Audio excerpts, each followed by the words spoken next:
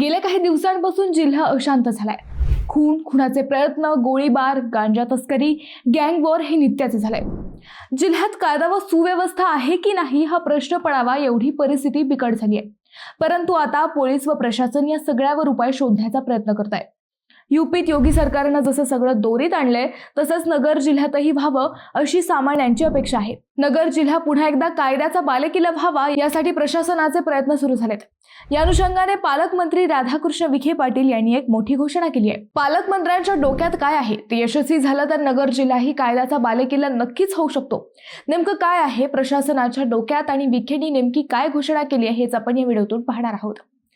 नमस्कार, मी अद्वैता आणि आपण पाहत आहात अहिला नगर लाईव्ह 24, नगरी राजकारणाचं परफेक्ट अनालिसिस। कोपरगाव तालुका पोलीस ठाण्याच्या नूतन इमारतीचा लोकार्पण सोहळा मंगळवारी पार पडला। शिवाय तेथे पोलीस अधिकारी व कर्मचाऱ्यांसाठी नव्याने बांधलेल्या 64 निवासस्थानांचेही लोकार्पण मंत्री विखेंच्या हस्ते झाले। याच कार्यक्रमात पोलीस दलासाठी अत्याधुनिक 4 फॉरेन्सिक लॅब व्हॅनचे लोकार्पण करण्यात आले। याच कार्यक्रमात मंत्री विखेंनी जिल्ह्यातील पोलीस दल आणखी सक्षम करण्याचा मास्टर प्लॅन सांगितला।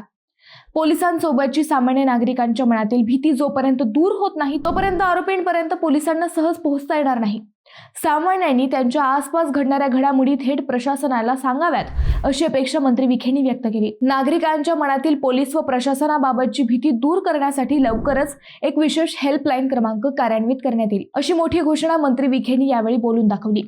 या हेल्पलाईनद्वारे ज्या तक्रारी शासनाकडे प्राप्त होतील त्यावर तत्काळ कारवाई केली जाईल। विशेष म्हणजे ज्याने ही तक्रार केली आहे त्याची ओळखही गुप्त ठेवली जाईल असंही मंत्री विखेंनी आवर्जून सांगितलं। जर सामान्य तक्रारदाराची ओळख गुप्त राहिली तर जिल्ह्यातील अनेक अवैध धंदे व व्यावसायिकांची माहिती पोलिसांपर्यंत जाईल आणि त्याचा नक्कीच खात्मा होईल। पालकमंत्री विखे पाटील पुढे म्हणाले की राज्य शासनाच्या धोरणानुसार पोलिसांच्या कल्याणासाठी गृहनिर्माण प्रकल्पांना सध्या गती देण्यात आली आहे। जिल्हा मुख्यालयात पोलिसांच्या 222 निवासस्थानांचे काम सुरू आहे।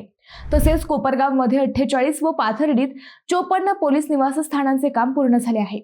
राहता व शिर्डी येथे अद्ययावत पोलीस ठाण्यांच्या इमारती उभारण्यात आल्या आहेत।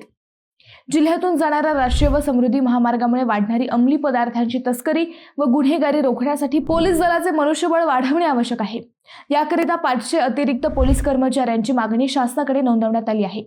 गुन्हेगारी प्रतिबंधनात्मक उपाययोजनांचा भाग म्हणून संपूर्ण जिल्ह्यात सीसीटीव्ही यंत्रणेचे जाळे विस्तारण्यावर भर देण्यात येणार आहे। जिल्हा नियोजन मंडळामार्फत सर्व महाविद्यालयांच्या परिसरात सीसीटीव्ही बसवण्याचे नियोजन करण्यात आले आहे। जिल्ह्यातील ग्रामपंचायतींनीही लोकसहभागातून आपापल्या गावांमध्ये सीसीटीव्ही बसवून 24 तास लक्ष ठेवावे असे निर्देश देण्यात आल्याचेही मंत्री विखेंनी सांगितले। तसेच गुन्ह्यांचा तपास वेगाने व्हावा आणि न्यायदानात विलंब होऊ नये यासाठी उपविभागीय पोलीस अधिकारी स्तरावर अत्याधुनिक फॉरेन्सिक व्हॅन उपलब्ध करून दिल्या जाणार आहेत। याद्वारे घटनास्थळीच जलद तपासणी करणे शक्य होऊन तपासाला गती मिळेल असा विश्वासही त्यांनी व्यक्त केलाय। यावेळी आमदार आशुतोष काळे यांचेही भाषण झाले। ते म्हणाले की तालुक्यातील अवैध धंदे व गावठी दारू विक्री यासारख्या बेकायदेशीर प्रकारांवर कठोर कारवाई करण्याची आवश्यकता आहे। समाजात चुकीची माहिती पसरवून दिशाभूल करणाऱ्या प्रवृत्तींना आळा घालण्यासाठी प्रशासनाने योग्य ती खबरदारी घ्यावी। कोपरगाव पोलीस ठाण्याच्या सुसज्ज इमारतीमुळे पोलीस अधिकारी व कर्मचाऱ्यांवरील ताण कमी होऊन त्यांच्या कार्यक्षमतेत वाढ होईल असा विश्वासही आमदार काळे यांनी व्यक्त केला।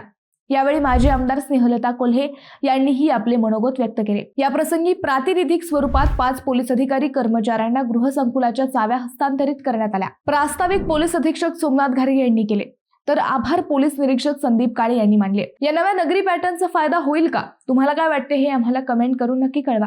शिवाय व्हिडिओ आवडला असेल तर चॅनलला सबस्क्राईब करून व्हिडिओला लाईक करायला विसरू नका। पुन्हा भेटू नव्या विषयावर, तोपर्यंत धन्यवाद।